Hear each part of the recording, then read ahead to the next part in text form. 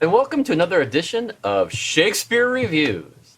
And for the movie, we have All Night Long from 1962. Now, the movie takes place at a one-year anniversary surprise party for a famous couple in the jazz community, Delia Lane and Aurelius Rex. Several people at the party have different agendas. One in particular, Johnny Cousin, plots to break up the couple so that not only will Delia sing for his band, but to also open the door for a romantic relationship as well. Now, he tries to achieve this by convincing Rex that Delia is having an affair with his band's manager, Cass. Sound familiar? Well, that's Othello. And they did it in 1962 jazz world of England. So an interesting take on it. So what did you think, Shakespeare? It was certainly different. I gotta say that, but also that might be the shortest introduction we have done for any of these. I've tried. I really tried to be concise on this one. I did. Kind of a beginning of next year's spectacular short. New leaf kind of thing. Oh, all right, yeah. So each of these shows is going to become 5 minutes or something. Or? Well, let's not go that far. We could do 5-minute reviews and then just sit around drinking coffee and yelling at the other one like, "You're wrong!" about whatever, Just, That's true. It's like, do you like the new Animaniacs? Yes, I do. You're wrong. What? Why? Because by the way, the creative team from the original, and it shows. Okay. By the by, I am as we are recording this, it is still the old year. Yes. The year that shall not be named except as a swear. And I am so looking forward to binging the new Animaniacs. Okay, if you say so. I really am. No. Don't take this away from me. Okay, no, it's wonderful. You're going to love it. All right, don't give me that passive-aggressive stuff right there either. I mean, no. This is ridiculous. I don't need to take this. I am an American, maybe. No. Back to our topic at hand. Then. Yes, All Night Long. Now, and see, that's how you burn a minute, people. That's how you burn a minute. It is. All Night Long. It was an interesting film. I had heard of it before, but this is the first time I'd actually had a chance to see it. Really? This was new for us both? Yes, it was. It was. Oh my God! I had heard Andrew, of it. this is a big moment! This is a big moment for us! It always is fun when we get to do it this way. And it was I wish I had known. I would have texted you the entire time. We could have done a duo thing back and forth. And then like, oh my God, what do you think of this? Oh my God, this is so weird. I am dying to hear. The best part is you close your eyes during the film, now and then, you can actually almost pretend that you're watching a Charlie Brown Christmas special. Because the jazz that they're playing, and you hear the jazz in the background. Because this was the jazz that Charles Schulz was listening to when he was pitching the whole idea for the Charlie Brown Christmas special. And he gets the Vince Guaraldi trio. So. Yeah. I mean, this was the type of thing he was listening to. This is what he was wanting to convey with that. So the jazz is very comparable to that kind of thing. I mean, it's not some of the way out there jazz. It's just nice, lovely, standard jazz. I think everybody's going to like that part, and they blend it really well. I thought they did a great job with that. I thought the music was a character in and of itself for this one. I agree. It was really good. But can we come back real quick to the name of our protagonist? Aurelius Rex, which, first off, such a very Roman name. A little bit. But also, is there ever a more jazz name than that? I know. Right? That is the jazziest jazz name that has ever jazzed. It really is. It's ridiculous. It's like you cannot go into any profession otherwise. His parents were like, "We're going to name this child Aurelius Rex," and it's like you are really limiting his potential career choices. He's going to have to go off and become a jazz musician or backward in time and become king of the Romans. I mean, that's all there is to it. Those are his only two options. This was England, and for him it would have been England right before the war. So, yeah, I think aspirations of being a Roman king were still on the table back then. You know what? In England, I agree with you. And since a lot of the first Romano-British kings carried Roman names, I accept. There you go. There you Cheers. go. King Aurelius Rex, King of the Britons. Now, the film was directed by Basil Dearden, who probably not familiar with. I mean, he Most English name ever, though. it really is. And I to have American named Will audiences, Shakespeare. probably I the have- most prominent film that he might be familiar with is a 1966 film with Charlton Heston called Khartoum. I've seen it. Probably you haven't, but it's Never heard of it. essentially about. Well, I mean, it's essentially Charlton Heston playing the lead role of a massive attack on the city of Khartoum in the Sudan in the 1800s, and that whole British moment and everything. So Does he go British for it? I can't yeah. see Heston using an accent. I really can't. He really didn't do much of an accent. No, not really. But he played a British officer. Yes. I'm English in Yeah. Right. this Yes. movie. Not uncommon. It's yeah. Now the film also starred Patrick McGoohan, who modern audiences you might be familiar with him as Longshanks from Braveheart, but other other TV fans might be familiar with a TV cult classic called The Prisoner from the '60s, which he made very, very popular. Also, you have Richard Attenborough, who is a name a lot of people might be familiar with, especially from John Hammond in the Jurassic Park series, and movies like The Great Escape. And the other name you might be familiar with is Betsy Blair, who made a big name for herself by getting nominated for an Oscar for the 1955 film Marty. A huge sleeper hit that won the 1956 Academy Award for Best Picture, with Ernest Borgnine in the lead role on that. Fun fact about Marty, that was name dropped in the 70s movie musical Grease. Oh, right. It was. Oh, goodness. Frenchie, when she's talking to Vi, the waitress at the soda shop, she says that she'd like to be like Marty. And then she's like, oh, no, but I can't pull off that hairdo. It's like, oh, all right, cool. Or if you want to go with was it a Ralph Fiennes moment? You said it correctly. I did. I remember you. this time. That's why I'm bringing up this reference. Only reason. It was also referenced in the movie Quiz Show, one of his early films, as the final question that that one of the main characters in there gets wrong. It was all planned and cheated. He knew the question in advance, but he was supposed to get it wrong. And it was who won the Best Picture Oscar for 1956. And, my. Yeah. He was supposed to say, I think, On the Waterfront, but the actual answer was Marty. That is fantastic. And also, great movie, Quiz Show. Yes, it is. Great movie. So, yeah, so there you have that.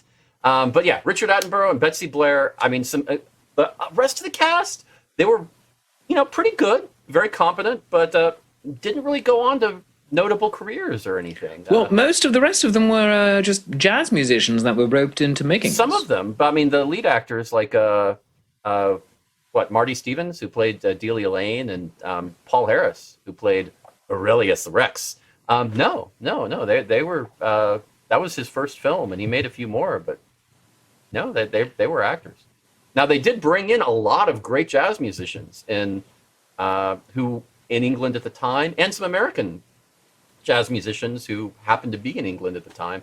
So you get a good ensemble, a phenomenal ensemble. People like Dave Brubeck and Charles Mingus and Johnny Dankworth and some people like that who, if you're familiar with jazz of the time, those names would mean something.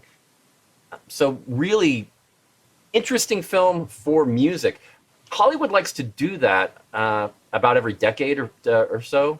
They'll create a movie as a vehicle just to bring in a bunch of musicians of one type or another. I think of 1948's A Song is Born with Danny Kaye and Virginia Mayo, where they brought in, these names you'll recognize, Benny Goodman, Tommy Dorsey, Louis Armstrong, all in one film. And as it was all Danny Kaye played a professor who was doing the definitive work on the history of music. So he had all these famous musicians come in and do that. So that was kind of it. They love doing that every decade or so, and I think this is one that kind of pops in there in the middle because it's a British production, not a Hollywood one, but still, it kind of fills that gap, and it works really well. Now, as Othello, what did you think about it as far as how the plot worked on the Othello angle? Meh. Eh? Wow, that was verbose as ever. Okay. I know. I'm trying something new, and The I feel rating? I feel we've kicked the dead horse a little too much with it's not great. No, this was fine. This was fine. Okay. I thought if they had taken away some of the Othello aspects, it would have possibly been better, but I understand that wasn't the entire way in of like, all right, what do we do? Yes. Let's do Othello, but in the Jazz Age. And it is a British production, so you take away too much Othello, it feels like they're cursing Shakespeare in some way. So that might have been sacrilege for the British. Let's just be honest on that. No, you have to have at least a little bit of Othello or any other Shakespeare property inside of every English or British work. Otherwise, the people will revolt. And we will throw all of the tea into the harbor, and it becomes the American Revolution. And basically. every Jane Austen adaptation, they throw a little Shakespeare in just every single one. Yes, they do. It's just basically, oh please, God, let this work. No, Yeah, right. No, Better than tea. I thought it was okay. Okay. Yeah, I thought it was okay.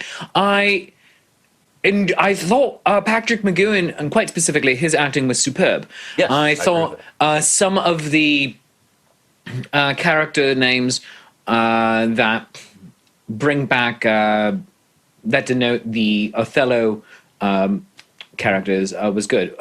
Delia instead of Delilah, Emily instead of Amelia. To an extent, I felt there wasn't nearly enough of that.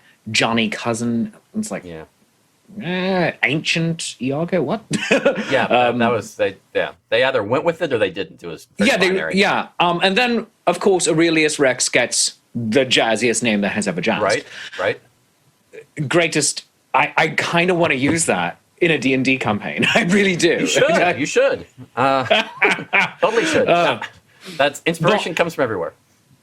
But in terms of the just being a counterpoint or an updated version of Othello, I thought it was not terrible.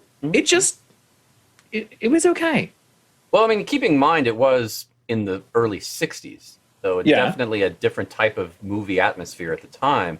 That was a time movie-wise of a little more experimentation. Let's try this. Let's do that. And some of it would work, some of it wouldn't, and that was very common back then.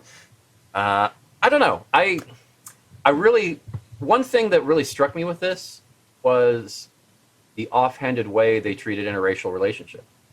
I thought that was amazing at the time, and certainly not at all how it was done in the U.S. at the time.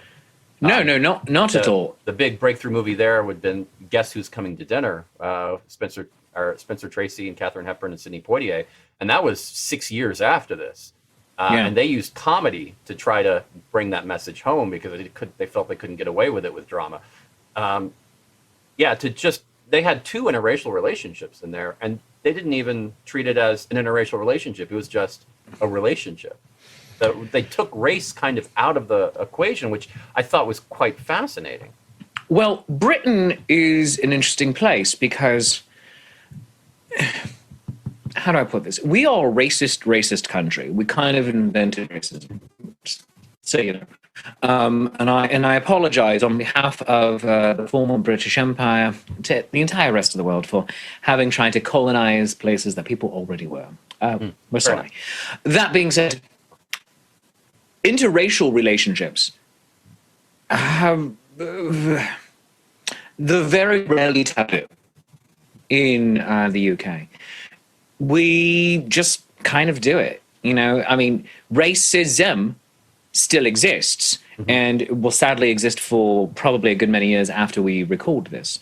But the bigotry and everything that attends it will often just kind of fade into the background and also be able to be largely ignored because Britain does a very good job of, in the popular entertainments, presenting people of many races and creeds, a lot of diversity sometimes. I mean, and sometimes not at all, and it's just the pastiest, whitest thing that you can ever see. But when they do make the attempt, they do it really well. And this is one situation where they do it well, and you don't shine a spotlight on it. It's just a fact of life. And that they do very, very well. So you have to take that then out of the Othello play itself. Whereas in the original, going back to 1600 or so, that is half the plot. Yes, yes. That Othello has had the temerity to excel in a white man's world. All right, fine, good for him. But then also marry a white woman. And then, oh, no, you can't possibly do this. And that is a good deal of the hatred driving Iago. In this one, because it is just treated as just, this is simply the way it is, you have to find other things for it. And you can totally do that. I just feel that in removing that cast of racism over it, to an extent might have done it a little bit of a disservice. You think it was too much of a departure from the play, or you think it just hurt the general plot alone? I think it hurt the general. I think it hurt the general. I think it hurt the general plot by itself because I feel that the plot wasn't strong enough by itself. Interesting. Okay, yeah, I can see that. I mean, and it has a weird. It did have a slightly weird flow with the way it went. It didn't. Yeah, it seemed. I don't want to say forced because it didn't feel like that at all. It just felt it did not feel forced. It felt lax. Yeah, it's a very good way of putting it. But at the same time, it wasn't a long film. It wasn't. No. Some of the acting, like you said, was very good. And the cinematography. Oh my gosh, some of the camera angles and camera movements. It was all mostly in one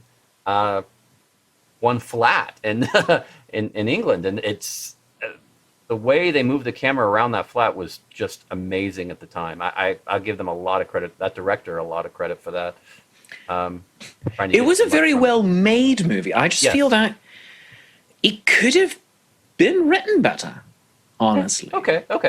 And, for standard movies in the 60s, that is not an uncommon argument about them. No, you have lots of movies that look really good, but either through character development or plot, there's no there. Yeah. I don't know. For me, I actually kind of like the film. I have to say. I mean, I see exactly what you're saying with the bit of a lackluster plot and the flow, but at the same time, it wasn't long, and I thought, I know, right? You know what? Music. It's not long. I'm gonna give it 4 stars. The music and the cinematography were not very nice, and it was a lot of visual and audible things that were fun and interesting the whole time. So I give it a lot of extra leeway. It is, like you said, the music is another character, and that character was great. So that was wonderful. That character elevated the piece. It really did. And while some of the acting was, some of it was very good, though I will, like I said, Betsy Blair and Richard Attenborough, I mean, all great actors. So, it's kind of interesting. For me, I think part of why I liked it was because it was a bit novel. It was a very dated film that was different, and you don't see enough of those these days. I've seen too many movies, so especially for me, it's kind of like when I see something that's a little different, I really latch onto it and say, I like this because it's different. It may not be great, sure, but I think it's worth it just to expand what is out there. And for me, that at least gives it that recommendation. And when we fast forwarding to the end of this review, I will recommend this film. Oh, all right. I will recommend it.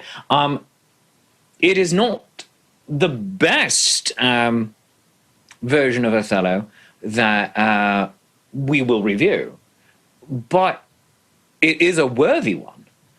And I think that also as a film, as an adaptation, it tries things, as you're saying. It's taking the risk. It's swinging big. Yes. And it's certainly trying to fight above its weight class, to just stop mixing all the metaphors here. It's trying something, and it's also doing rather well in not showing you how hard it's trying. That's a good point. Yes, pieces that show you how hard they're trying know that they are lacking.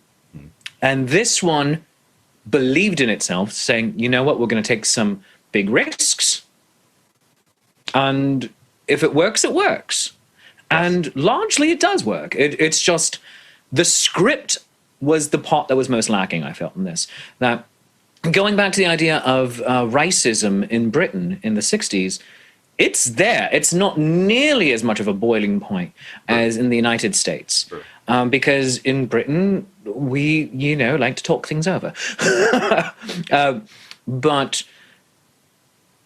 it's still there, and it should have been addressed for the time this was made. Now, at the same point, the filmmakers themselves and everyone involved might have been saying, do we need to focus on this? No. There's enough going on that in the real world. Let's move away from that. Maybe that was part of their of the formalization of this, saying we don't need to focus on that. But if you're doing Othello and you're having a person of color play Othello, then you need to focus on that a little bit, at least, of even if no one else makes a deal out of it, even if no one else thinks that the marriage between Othello and Desdemona, or in this case, Aurelius Rex, because I must say both names together, and Delia is odd, your Iago character has to hate him and even latch onto it just for that. And one of his most famous lines is from the very beginning of the play, I hate the Moor. And so we don't need to do a complete translation over to modern epithets, but you can still have it in there. I don't like this guy because of this. And I feel that to take that out of it does a little bit of a disservice to the story. It certainly makes it a little less complex. I guess they thought that jealousy might be enough in there for the motivation, but and were a stronger script, I think that would have might have worked been better. That's an interesting point. Yeah, I can totally. And I feel that is going to be the thing with so many of the movies that we do, so many that we've already done as well. Mm-hmm.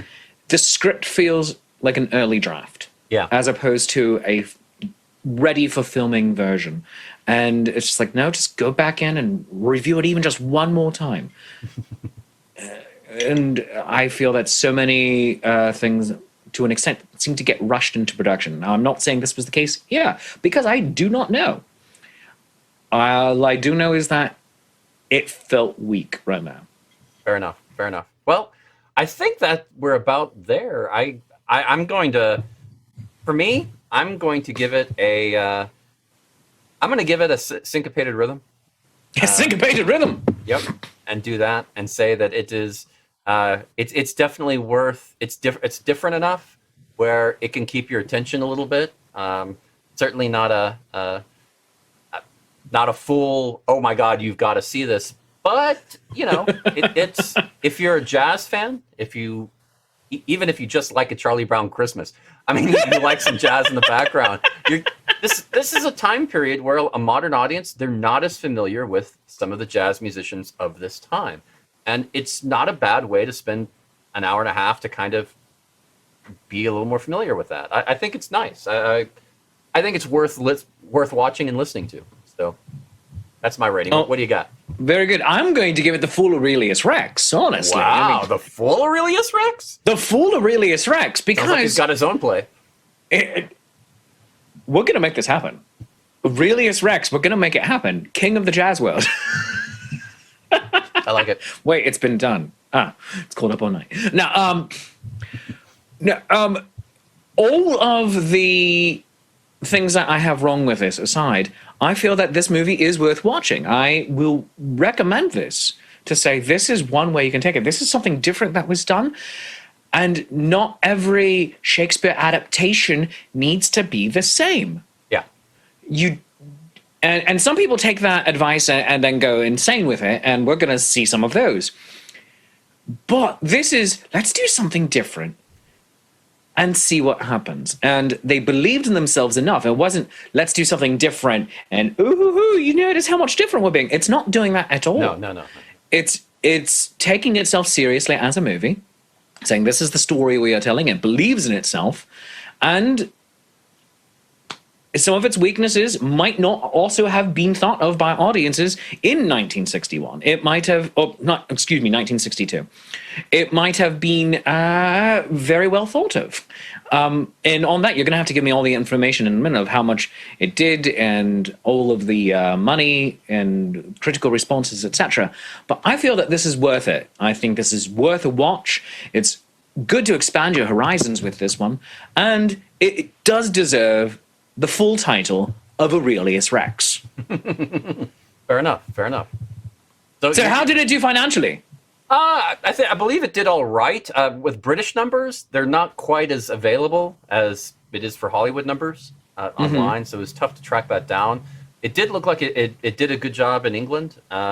It really didn't have much of a American showing, and I wonder if it was partly because of the interracial relationships, or maybe they went to middle ground where they didn't acknowledge it, but they made it commonplace. So both sides of a very polarized U.S. in the '60s didn't really appreciate it.